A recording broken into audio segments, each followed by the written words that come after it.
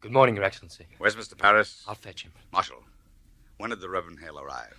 It were toward midnight, sir, I think. What's he about here? He goes among them that will hang, sir, and he prays with them. He sits with Goody Nurse now, and Mr. Paris is with him, too. Indeed. That man have no authority here. Why have you let him in? Why, Mr. Paris command me, sir. I cannot deny him. Marshal, are you drunk? No, sir. It is a bitter night, and I have no fire here. Fetch Mr. Paris. Aye, sir. Marshal, there's prodigious stench in this place. I have just now cleared the place of people for you, sir. Beware of hard drink, Marshal. Aye, sir. Let your question, Hale, Excellency. I should not be surprised you've been preaching at Andover lately. We'll come to that. Speak nothing of Andover. Paris prays with him. That's strange. Excellency, I wonder if it'd be wise to let Mr. Paris so continuously with the prisoners. I think sometimes the man has a mad look these Mad? days. I met him yesterday coming out of his house, and I bid him good morning, and he wept and went his way. I think it is not well the village sees him so unsteady. Perhaps he has some sorrow. I think it be the cows, sir. Cows? There be so many cows wandering the high roads now their masters are in the jail.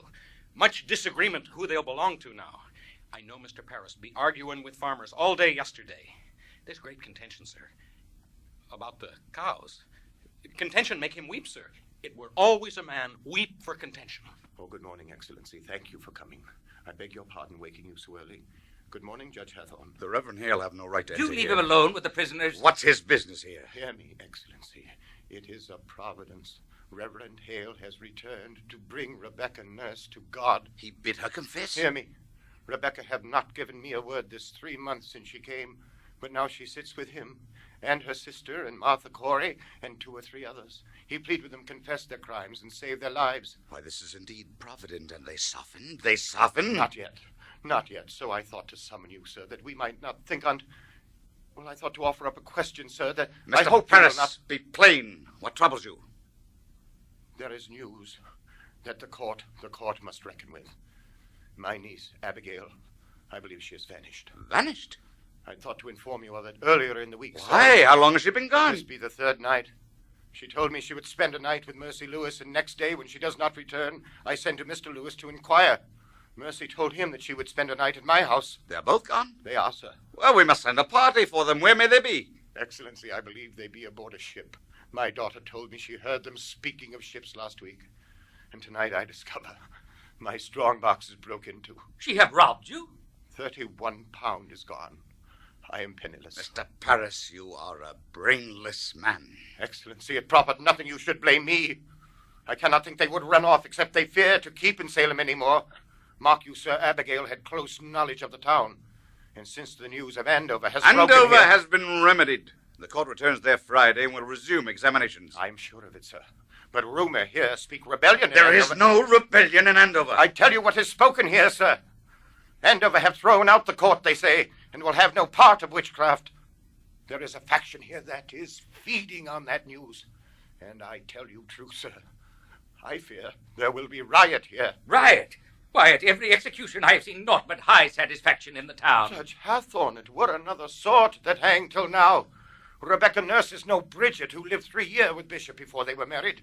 John Proctor is no Isaac Ward, who drank his family to ruin. I would to God it were not so, sir. But these people have great weight yet in the village. Let Rebecca Nurse stand upon the gibbet and offer up some righteous prayer. I fear she will wake a vengeance on you. Excellency, she is condemned a witch. I The pray you, Judge Hathorne. How do you propose, then? Excellency, I'd postpone There these will be hangings no for a time. postponement. But now that Mr. Hale's returned, there is hope, I think. If he can bring one of these to God, that confession surely damns the others in the public eye, and none may doubt more that they are all linked to hell.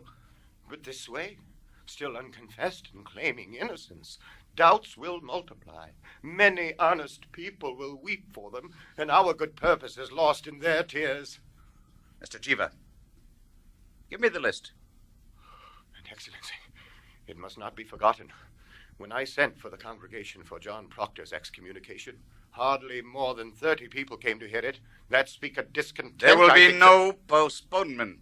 Excellency! Now, mister, which of these, in your opinion, may be brought to God? I myself will strive with him till dawn. There is not sufficient I time shall till dawn. do my utmost. Which of them do you have hope for? Excellency, a dagger. What are you saying? Today, when I opened up my door to leave my house, a dagger clattered to the ground. We dare not hang this sort. There is danger in it for me. I dare not go outside at night. Reverend Hale, accept my congratulations. We are gladdened to find that you have returned to your good work. You must pardon them. They will not budge. You must understand me, sir. I cannot pardon these when 12 already are hanged for the same crime. It is not just. Rebecca will not confess. The sun will rise in a few moments. Excellency, I must have more time. Now hear me, and beguile yourself no more. I will not receive a single plea for pardon or postponement. Them that will not confess will hang. 12 already are executed. The names of these 7 are given out, and the town expects to see them die this morning. Postponement now speaks of floundering on my part. While I speak God's law, I will not crack its voice with whimpering. And if retaliation is what you fear, you know this. I will hang 10,000 that dare to rise against the law. And an ocean of salt tears will not melt the resolution of these statutes. Now draw yourself up like men and help me, as you are bound by heaven to do. Mr. Hale, have you spoken to them all? All but Proctor. He's in the dungeon now. What's Proctor's way now? He sits like some great bird, sir. You not know he lived, except he will take food from time to time. His wife is well on with child now. She is, sir. What say you, Mr. Paris? You have closer knowledge of this man. Might her presence soften him? It's possible, sir. He have not laid eyes on her these past 3 months. I should summon her. Is he yet adamant? Has he struck you again? He cannot now, sir. He is chained to the wall. Fetch Goody Proctor here. Then let you bring him in. Aye, sir. Excellency, if you postpone a week and publish to the town that you are striving for their confessions, that speak mercy on your part, not faltering. Mr. Hale, as God have not empowered me like Joshua to stop the sun from rising, so I cannot withhold from them the perfection of their punishment. If you think God wills you to raise rebellion, Mr. Have Danforth, you are heard of mistaken. rebellion spoke in this town? Excellency, there are orphans wandering from house to house. Abandoned cattle bellow on the high roads. The stink of rotting crops hangs everywhere, and no man knows when the harlot's cry will end his life. And you wonder yet if rebellion spoke. Better you should marvel how they do not burn your province. Mr. Hale, have you preached in Andover this month? Thank God they have no need of me in Andover. You baffle me. Why have you returned here? Why, it's all simple. I come to do the devil's work. I come to counsel Christians they should belie themselves. There is blood on my head. Cannot you see the blood on my head? Hush! Oh. Goody Proctor, I hope you are hearty. I am yet 6 months before my time. I pray you be at your ease. We come not for your life. Mr. Hale, will you speak with this woman? Goody Proctor, your husband is marked to hang this morning. I've heard it. You know, do you not, that I have no connection with the court. I come of my own, Goody Proctor. I would save your husband's life. For if he is taken, I count myself his murderer. Do you understand me? What do you want of me? Goody Proctor, I have gone these 3 months, like our Lord into the wilderness. I have sought a Christian way, for damnation's doubled on a minister who counsels men to lie. It is no lie. You cannot speak of lie. It is a lie. They are innocent. I will hear no more of that. Let you not mistake your duty as I mistook my own. I came into this village like a bridegroom to his beloved, carrying gifts of high religion.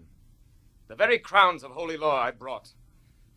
And what I touched with my bright confidence, it died. And where I turned the eye of my great faith, blood flowed up. Beware, Goody Proctor, cleave to no faith when faith brings blood. It is mistaken law that leads you to sacrifice life, woman. Life is God's most precious gift, and no principle, however glorious, can justify the taking of it. I beg you, prevail upon your husband to confess. Let him give his lie, and quail not before God's judgment in this. For it may well be that God damns a liar less than he that throws his life away for pride. Will you plead with him? I cannot think he will listen to another. I think that be the devil's argument. Woman, before the laws of God, we are as swine. We cannot read his will. I cannot dispute with you, sir. I lack learning for it. Goody Proctor, you are not summoned here for disputation. Be there no wifely tenderness in you? He will die with the sunrise, your husband. Do you understand that?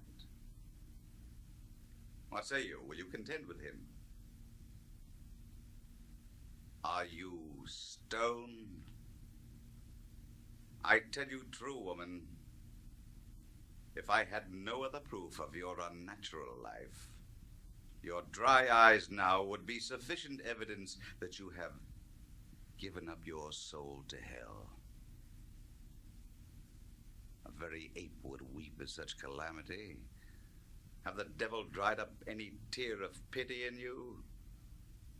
Take her out. It profits nothing she should speak to him. Let me speak with him, Excellency. You will strive with him? Will you plead for his confession, or will you not? I promise nothing. Let me speak with him. Pray, leave them, Excellency. Mr. Proctor, you have been notified, have you not? There is light in the sky, mister. Take counsel with your wife, and may God help you to turn your back on hell. Excellency, let you... Mr. Proctor, should you desire a cup of cider, I could. God lead you now.